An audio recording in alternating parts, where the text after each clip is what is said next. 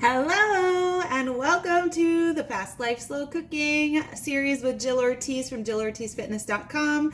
Today we have a really fun and decadent recipe. It is a seafood cioppino. So it's like a seafood soup or stew. I'm really excited because seafood is one of my favorite foods and I don't have it all that often, and definitely not this variety of stuff. I also love a soup or a stew as it gets colder, and if you can tell, it's colder in my world today. I am in a sweater, so let's get right to it. I want to start, if you've seen some of the other recipes I've done, today I'm actually not using the slow cooker liner. In the past, I used the liners for recipes that would leave over leftover juices or fats for easy disposal and easy cleanup.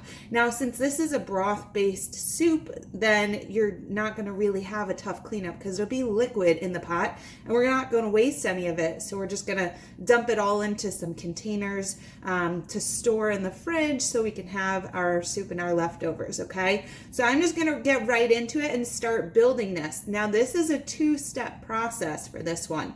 So you want to make sure that you're ending your long cook time at a point where you're home and then have an extra half hour or so to add your seafood at the end. So right now we're just making a really delicious, flavorful broth, okay? So number one, so we're going to basically add, it says in the recipe, we're going to add the first 12 ingredients to our slow cooker. So the first one is going to be a can of tomatoes. It says diced and undrained, so you don't want to lose the juices. It calls for 28 ounces, and guess who only had one can, 14 and a half ounces. This is part of the make it happen on a fly kind of thing. So I have these awesome fire roasted garlic diced tomatoes. So this is the only thing I had in my house, forgot to buy more. So I'm gonna dump this, it's 14 and a half ounces. And luckily, I had a pint of grape tomatoes in my fridge as well. So I'm gonna put these in too. I just halved them and they're gonna break down really nicely, and it'll just be another type of tomato, another flavor in there, and it'll be just fine. So if you don't have enough canned tomatoes, if you forget, then you can just put some fresh tomatoes in too. And nobody ever got in trouble for putting fresh ingredients in a recipe, okay? So those are in there. Next ingredient, 2 medium onions, also chopped. I'm just gonna grab everything with my hands. So I chopped up a couple onions, just gonna layer it right on top. Remember, we're always just layering everything up, right? All right, next is 3 celery ribs. So a celery rib is 1 stalk, right? So I've got my celery here, just tossing it right on top, just chopped it up into little kind of bite-sized pieces, not too small, because they will just soften and then be really nice, different textures, different flavors in your soup, okay? All right, so there we go, celery. Then we've got, when does the garlic go in? The garlic's gonna go in there too, okay? I'm like, why isn't the garlic going in with all this stuff? It's the last thing on my cutting board.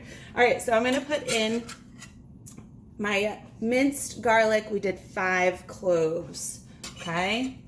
No fear, it's gonna all just develop in the flavors. You're not gonna end up with major like garlic onion breath, don't worry.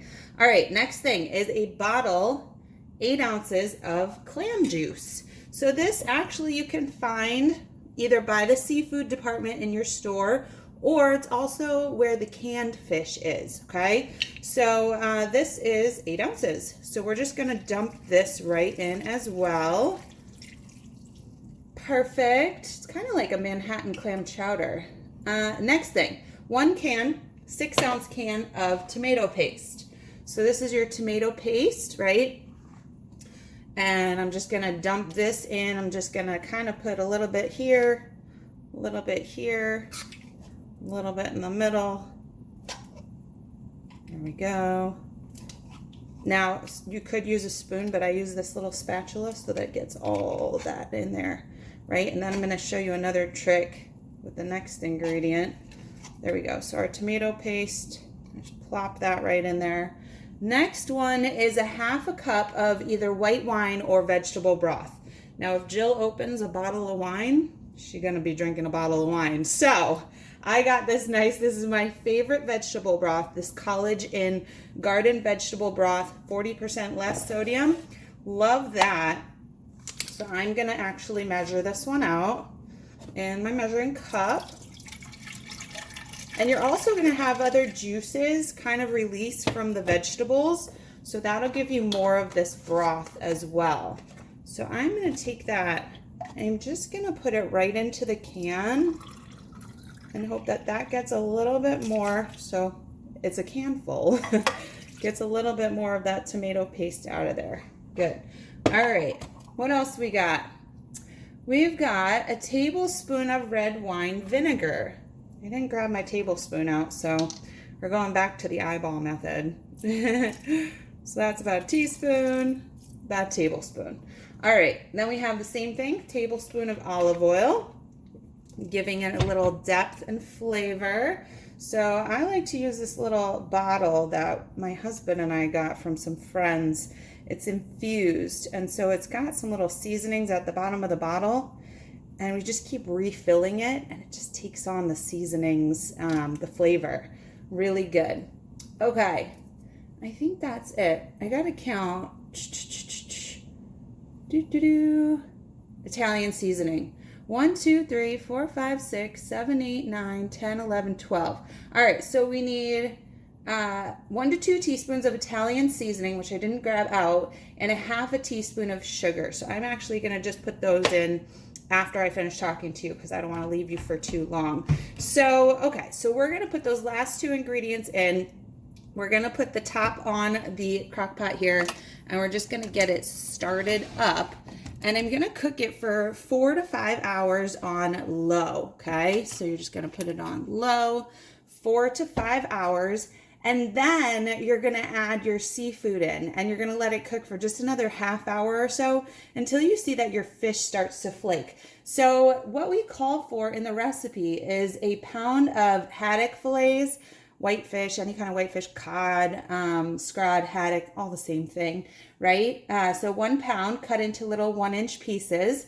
Then we have a pound of uncooked small shrimp, peeled and deveined, which means that you're cleaning it out, okay? Take the tails off and the shells. We've got 1 can of lump crab meat.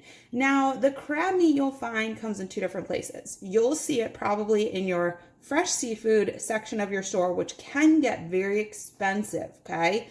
Or you're also gonna see it in that canned fish aisle, right? Where you see the tuna fish and the clams.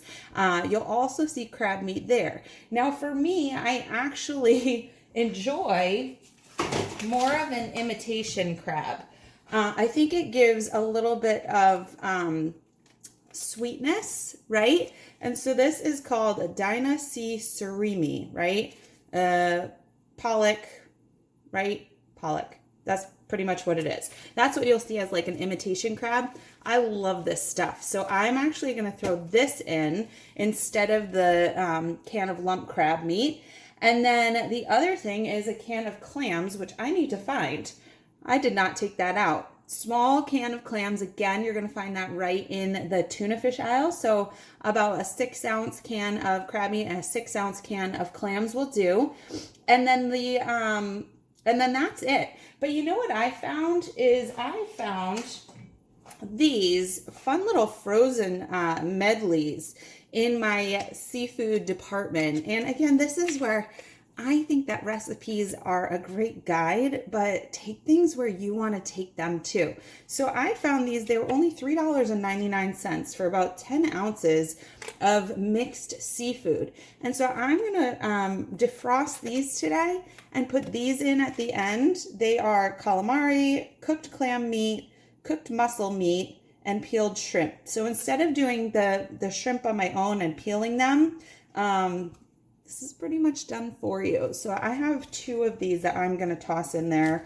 And again, this crab meat here, imitation, and I will be chopping up the fish as well later and tossing everything in for that last 30 minutes. And then that will be it. You will have a lovely seafood soup to enjoy and share around with your family. So let me know how it goes. Let me know what you find for seafood in the store. Let me know if you have any questions. I can't wait to hear how it goes and see what your creations look like. So that's it. I can't wait to hear how it goes. We'll see you next time. Bye.